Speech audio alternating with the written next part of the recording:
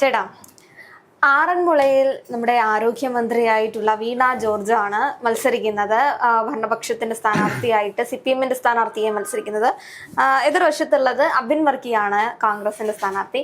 അവിടെ പോരാട്ടങ്ങളൊക്കെ ബിജെപിക്ക് കുമ്മനം രാജശേഖരനുണ്ട്.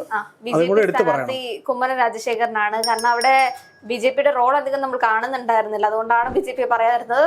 അപ്പൊ BJP-യുടെ കുമ്മനം രാജശേഖരനാണ് മത്സരിക്കുന്നത്.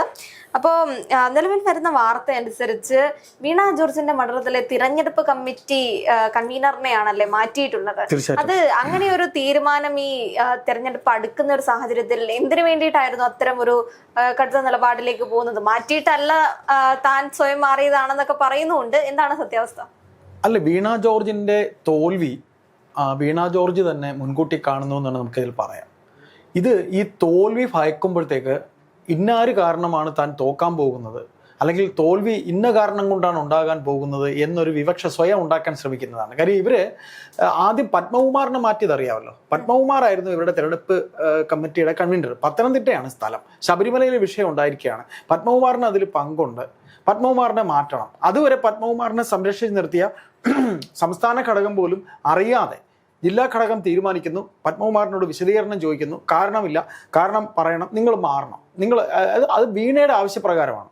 അതിന് പറയുന്ന ഒരു കാരണം, വീണ ജോർജ് സംസ്ഥാന സമ്മേളനം നടക്കുമ്പോൾ താരതമ്യേന പത്മകുമാറിനേക്കാളും പാർട്ടിയിൽ എളുപ്പമായിട്ടുള്ള വീണയ്ക്ക് സംസ്ഥാന കമ്മിറ്റിയിലേക്ക് പ്രമോഷൻ കൊടുത്തു. സംസ്ഥാന കമ്മിറ്റിയിൽ ക്ഷണിതാവായി കൊണ്ടുവന്നു. അതിന് പത്മകുമാർ വിമർശിച്ചിരുന്നു. അതുകൂടെ കഴിയുമ്പോഴാണ് പത്മകുമാർ സ്വർണ്ണക്കൊള്ളയിൽ പങ്കാളിയാണ് എന്നുള്ള വാർത്ത വരുന്നു, അറസ്റ്റ് ചെയ്യുന്നത്. പാർട്ടി അദ്ദേഹത്തെ ഇപ്പോഴും കൈ ഒഴിഞ്ഞിട്ടില്ല. അപ്പോൾ ആദ്യം പത്മകുമാറിനെ മാറ്റുന്നു. അത് കഴിഞ്ഞ് ഓമല്ലൂർ ശങ്കരനെ കൊണ്ടുവന്ന് ആക്കിയിട്ടുണ്ട്. ഓമല്ലൂർ ശങ്കരൻ എന്ന് പറയുന്ന ഒരു ജില്ലയിലെ അറിയപ്പെടുന്ന ഒരു നേതാവാണ്. സംസ്ഥാന സെക്രട്ടേറിയറ്റ് അംഗമാണ്.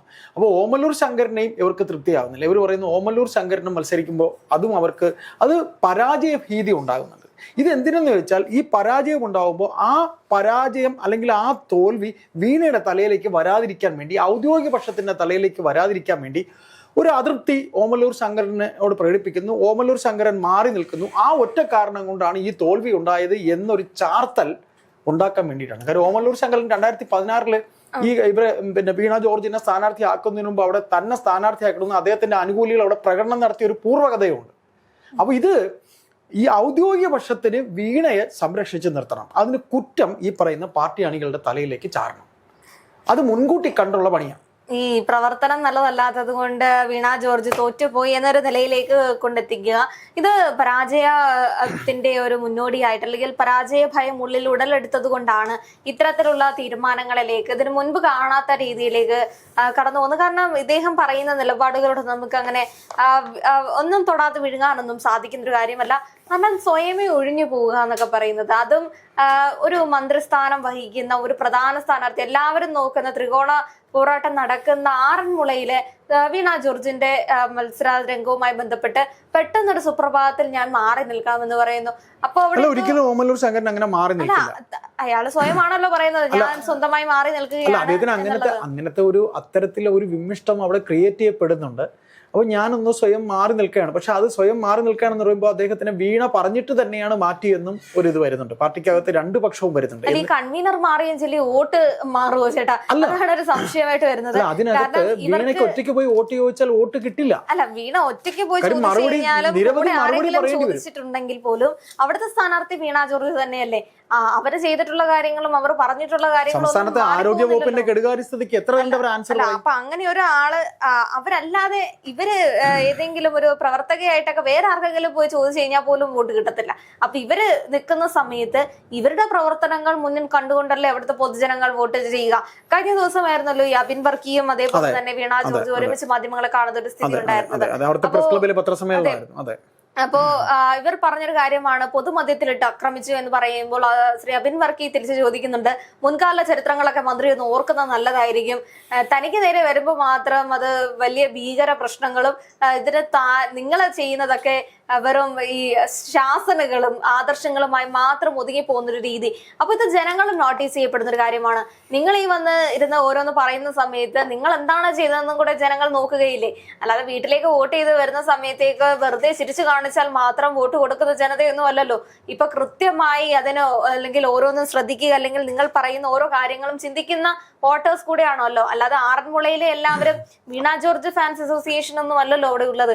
അതിപ്പോ അബിൻ വർക്കി ആണെങ്കിലും ശരി, കുമ്മനം രാജശേഖരനാണെങ്കിലും ശരി, ഈ സ്ഥാനാർത്ഥിയോടുള്ള വ്യക്തിപരമായിട്ടുള്ള സ്നേഹം തീർച്ചയായും ഉള്ളത് തന്നെയാണ്. വ്യക്തി ആദർശങ്ങളോടൊപ്പം തന്നെ അല്ലെങ്കിൽ പാർട്ടി ആദർശങ്ങളും ഒക്കെ മുന്നിൽ കണ്ട ആൾക്കാർ വോട്ട് ചെയ്യാറുണ്ട്. ആ ഒരു വോട്ടേഴ്സിന്റെ അപ്പുറത്തേക്കും ന്യൂനപക്ഷ വോട്ടുകളും നിലനിൽക്കുന്ന അല്ലെങ്കിൽ നിഷ്പക്ഷ വോട്ടുകളും, അതെ, ന്യൂനപക്ഷ വോട്ടുകളുണ്ട്, നിഷ്പക്ഷ വോട്ടുകളുണ്ട്. ഇങ്ങനെ ഒരുപാട് കാറ്റഗറൈസ്ഡ് ആയിട്ടുള്ള വോട്ടുകളാണ് ഈ ഒരു വോട്ട് ബാങ്കിങ്ങിൽ ചെയ്യുന്ന ഒരു സ്ഥാനാർത്ഥിയെ വിജയിപ്പിക്കുന്നത്. അത്തരത്തിലൊരു വിജയമായി മുന്നോട്ട് പോകുമ്പോൾ ഇവർക്ക് സ്ഥാനാർത്ഥി ഇപ്പോ ഇവരെക്കാട്ടിൽ കുറച്ച് അല്ലെങ്കിൽ വിജയ സാധ്യത ഇല്ലാത്ത സ്ഥാനാർത്ഥികളാണ് എങ്കിൽ ഇത്തരം നിലപാടുകളൊന്നും സ്വീകരിക്കണം. ഇതിനകത്ത് ഈ വീണ ജോർജിനെ സ്ഥാനാർത്ഥി ആക്കണ്ട, ഇവരെ ആക്കരുത്, പണിയെടുത്താൽ കിട്ടില്ല, പണിയെടുത്താൽ ഞങ്ങൾ എത്ര കഷ്ടപ്പെട്ടാലും ഇവർ ജയിക്കാൻ പോകുന്നില്ല എന്ന് ജില്ലാ ഘടകം ജില്ലാ സെക്രട്ടേറിയറ്റും ഒക്കെ സംസ്ഥാന സമിതിയെ അറിയിച്ചതാണ്. എന്നിട്ടും ഇവരെ തന്നെ കെട്ടിയിറക്കുമ്പോൾ ഇവർ ഈ വോട്ട് ചോദിച്ചു പോകുന്നത് ഈ പറയുന്ന കൺവീനർ അടങ്ങുന്ന ഇലക്ഷൻ കമ്മിറ്റി കൺവീനർ, തിരഞ്ഞെടുപ്പ് കൺവീനർ ഉൾപ്പെടെയുള്ളവർ, പാർട്ടിയിലെ ഏരിയ കമ്മിറ്റി അംഗങ്ങളാണ് വോട്ട് ചോദിച്ചു പോകുന്നത്. അവരോട് ചോദ്യങ്ങൾ ചോദിക്കുമ്പോൾ ഉത്തരം പറയണവർ എല്ലായിടത്തും ഈ MLA എത്തണമെന്നില്ല, എല്ലാ സ്ഥലത്തും MLAക്ക് എത്താൻ കഴിയില്ല. അപ്പോൾ അവർ നേരിടുന്ന, അവർ ഫേസ് ചെയ്യുന്ന പല കാര്യങ്ങളും ചിലപ്പോൾ അവർക്ക് ഉത്തരം പറയാൻ കാണില്ല. വീണ ജോർജ് കെട്ടിയിറക്കപ്പെട്ടൊരു സ്ഥാനാർത്ഥിയാണ്. മുമ്പും അങ്ങനെ ആയിരുന്നു. മുകേഷിനെ കൊല്ലത്ത് കെട്ടിയിറക്കിയതുപോലെ ഇത്തവണയും കെട്ടിയിറക്കിയാൽ ഞങ്ങൾക്ക് പണിയെടുക്കാൻ പറ്റില്ല, സഖാവേ സംസ്ഥാന കമ്മിറ്റിയിലെ അംഗങ്ങളെ ഞങ്ങൾക്ക് കഴിയില്ല എന്നവർ പറഞ്ഞതാണ്. അപ്പോഴാണ് ഈ പറയുന്ന കുറ്റാരോപണമെല്ലാം തോറ്റാലും തോൽവി ഭയക്കുന്ന വീണ ഇവരുടെ മേൽ കുറ്റം ആരോപിക്കും. മുൻകൂട്ടി അത് നമ്മൾ വായിക്കണം. കാര്യം ഇദ്ദേഹം ഓമല്ലൂർ ശങ്കരൻ മാറി നിന്നു, പാർട്ടി ഘടകം അവിടെ 2 കീറായിരുന്നു, അതുകൊണ്ടാണ് ഞാൻ തോറ്റുപോയത് എന്ന് ഇവർ പറയുമ്പോൾ അത് സംസ്ഥാന കമ്മിറ്റി തൊണ്ടവിടാതെ വിഴുങ്ങും. അപ്പോൾ കുറ്റം ആർക്കാവും? ഓമല്ലൂർ ശങ്കരൻ. ഇപ്പോൾ